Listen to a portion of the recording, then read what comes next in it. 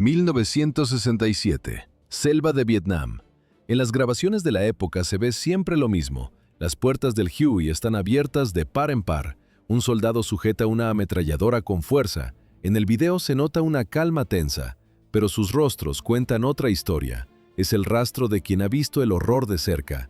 ¿Era este el trabajo más peligroso de la guerra? Muchos pensaban que sí, pero los pilotos subían a la cabina cada mañana sin falta. No tenían otra opción. El helicóptero no nació en Vietnam. Su historia empezó mucho antes. Año 1944, Segunda Guerra Mundial. Los rotores cortaron el aire en combate por primera vez, pero eran casos aislados.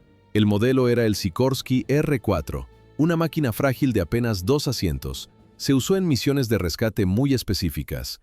En ese momento era solo un experimento. A primera vista parecían juguetes de metal, pero en realidad demostraron algo vital. Podían aterrizar donde un avión convencional fallaba, en zonas cerradas, en terrenos imposibles. Sin embargo, la tecnología era precaria, la fiabilidad no existía, las averías eran constantes.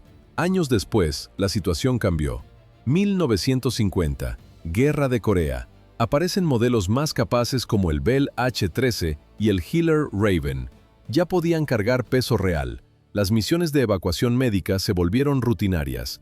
Cuando llegaron unidades más grandes, empezaron a mover escuadras de infantería y suministros urgentes.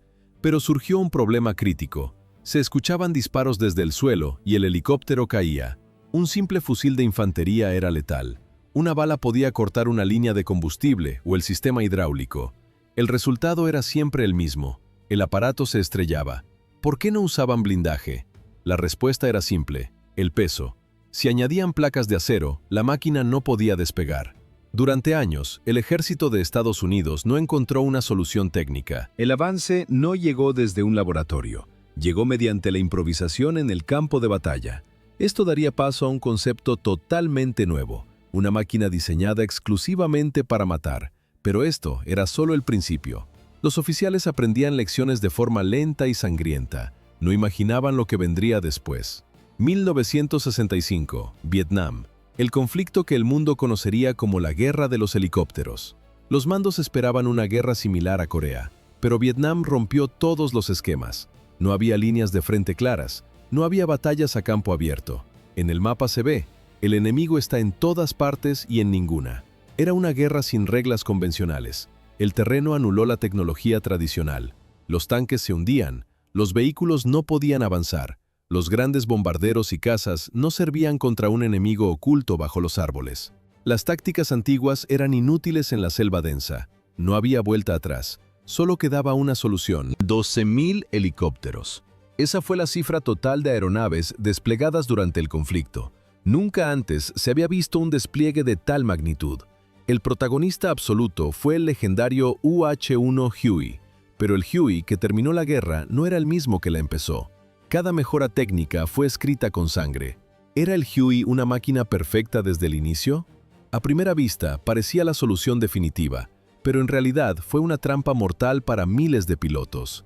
Las estadísticas son brutales. La mitad de todos los helicópteros enviados a Vietnam terminaron estrellados. Al principio, el mando militar lo usaba como un simple camión volador. En el argot militar los llamaban slicks. Eran transportes sin armamento diseñados para mover tropas y suministros. El concepto de movilidad aérea era revolucionario para la época. La idea era sencilla: depositar soldados descansados y equipados directamente en el frente, sin marchas largas por la selva, sin saltos en paracaídas que dispersaban a las unidades. Los soldados entraban en combate y salían de él en minutos. Nada más podía cumplir esa función. Pero el diseño tenía fallos críticos. El Huey no tenía blindaje. Solo unas placas metálicas protegían a los pilotos y los componentes vitales del motor. Los mandos creían que la velocidad y la maniobrabilidad serían defensa suficiente, pero se equivocaron de forma trágica. Los eventos se aceleraron cuando la guerra se intensificó. El Vietcong y el ejército de Vietnam del Norte descifraron las tácticas americanas de inmediato. La cámara registra el terreno: selva densa y claros estrechos. Los enemigos aprendieron a predecir las rutas de vuelo. Sabían exactamente dónde estarían las zonas de aterrizaje.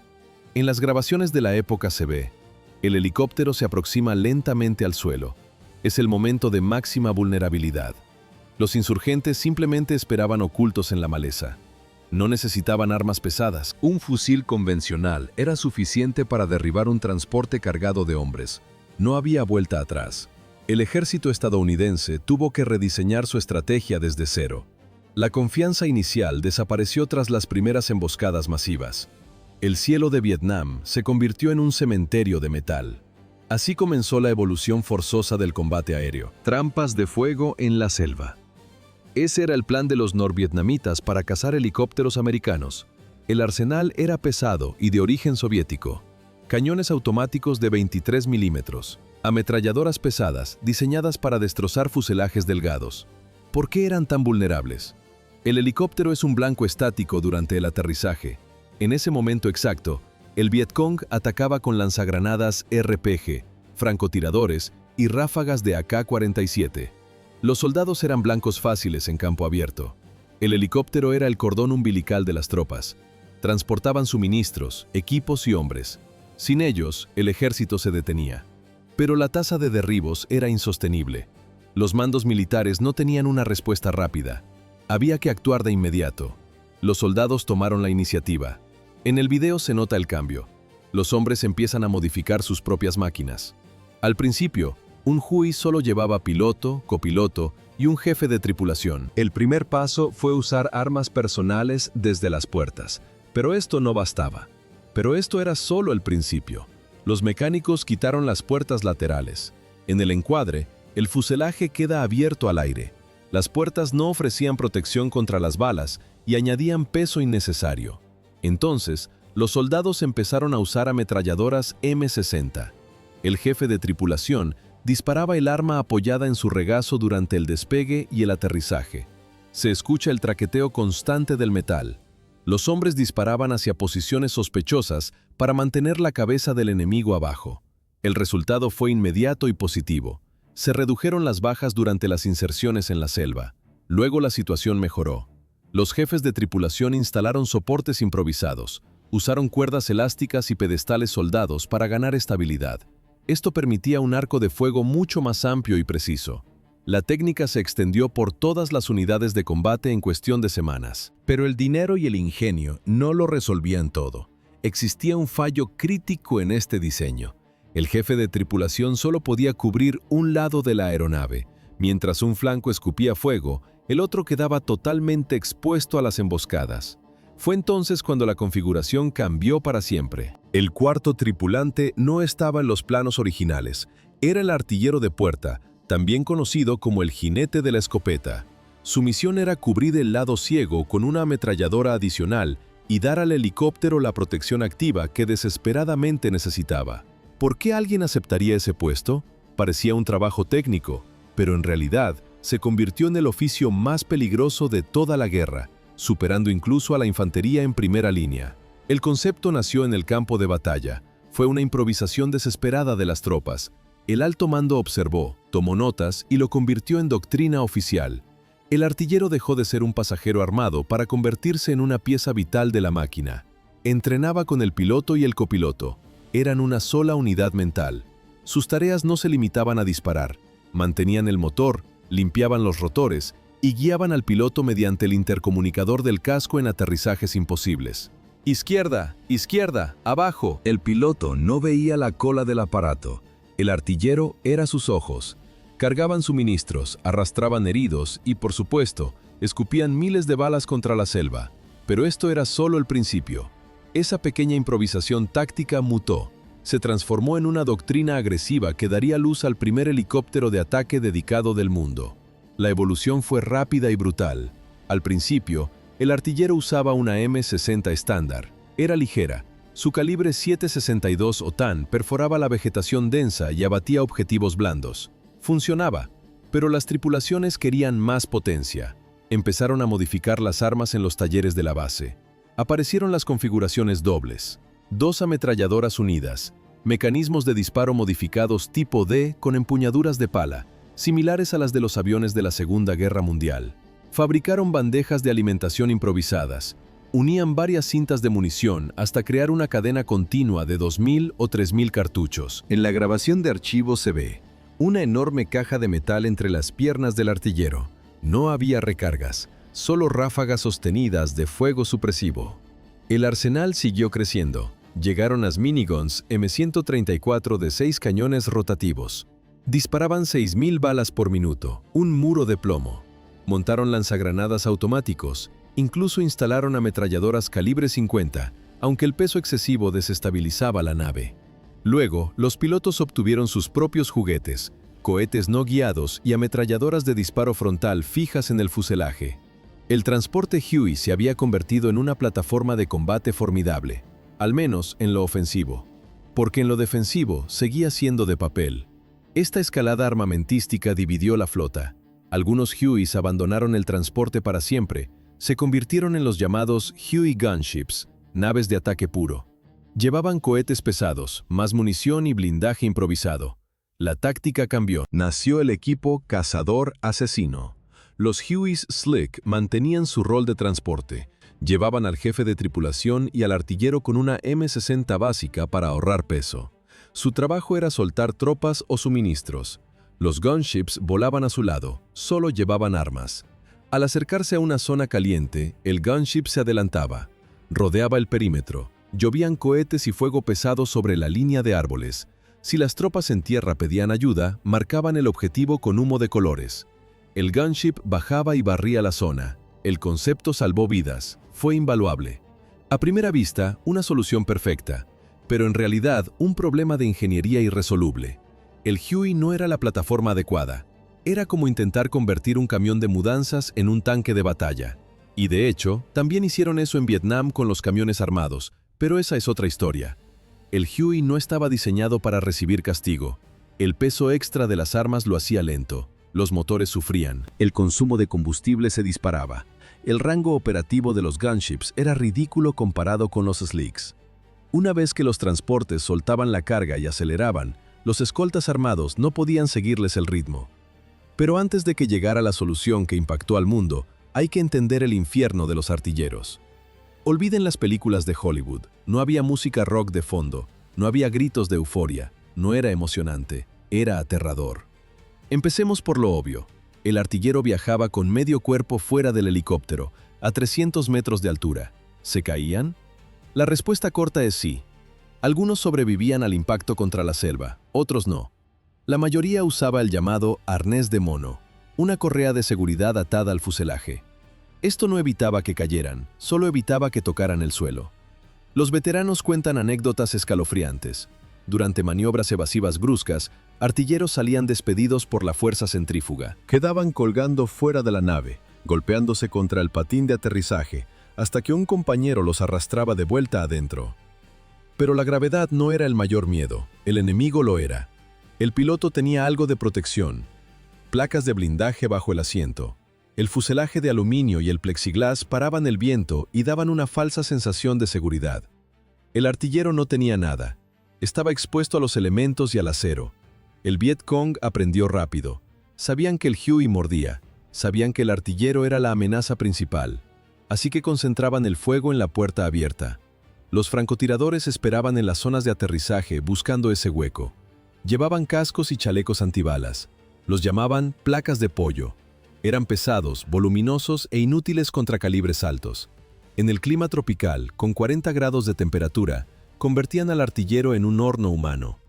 Además, no había protección contra un accidente. Si el helicóptero caía, el artillero solía ser aplastado o salía eyectado sin control.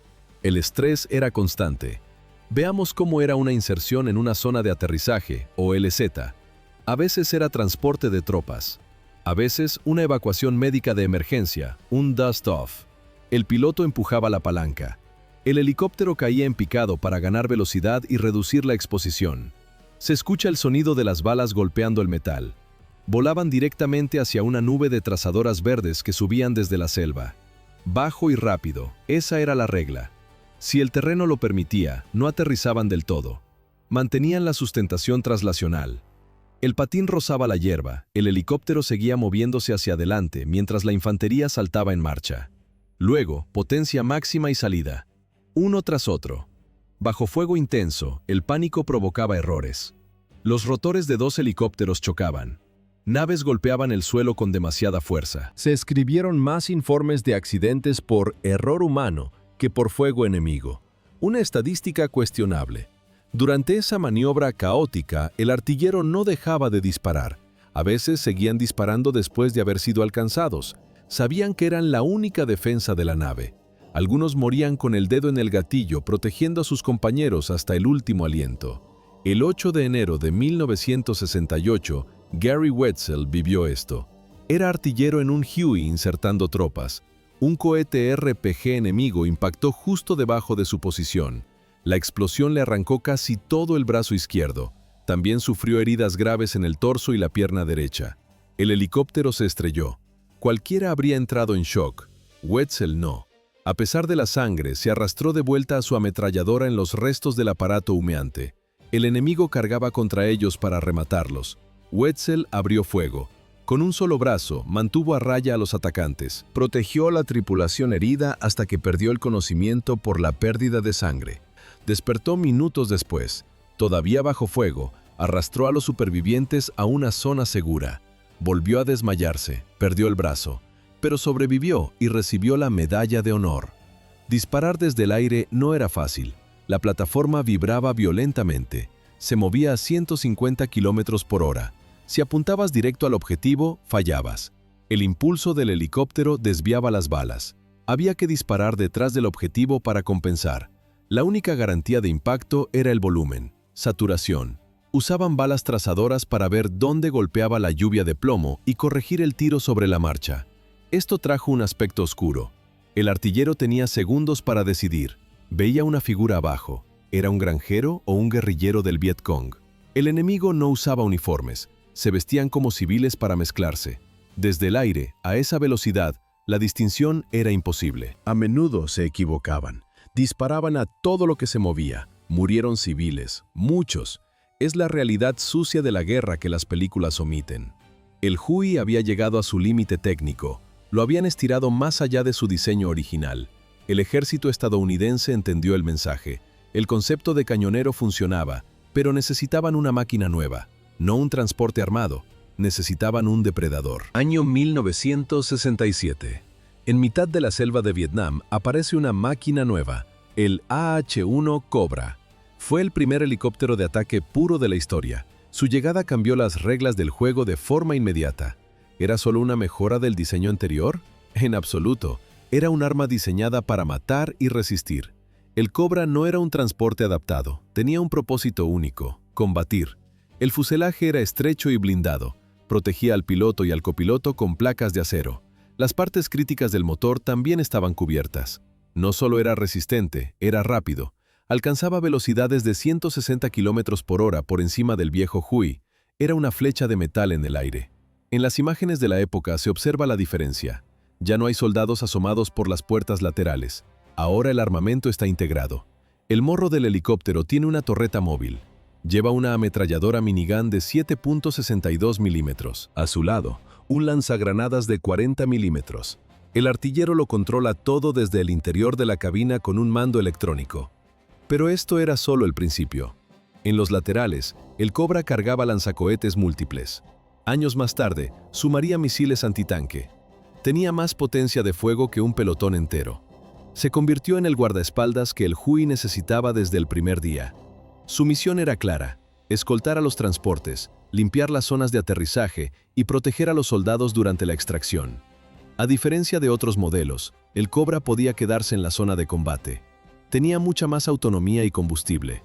Mientras la infantería luchaba en el suelo, el Cobra patrullaba desde arriba. Pero la innovación tuvo un precio muy alto. El Cobra llegó tarde para miles de hombres. 2.700 artilleros de puerta murieron en combate antes de su despliegue. Esta cifra incluye también a los jefes de tripulación que operaban las armas expuestos al fuego enemigo. El viento, el ruido de las balas golpeando el metal y el vacío. Esa era su realidad. Se escucha el eco de las aspas cortando el aire. El diseño cambió para siempre la guerra moderna. Así terminó la era de los artilleros desprotegidos.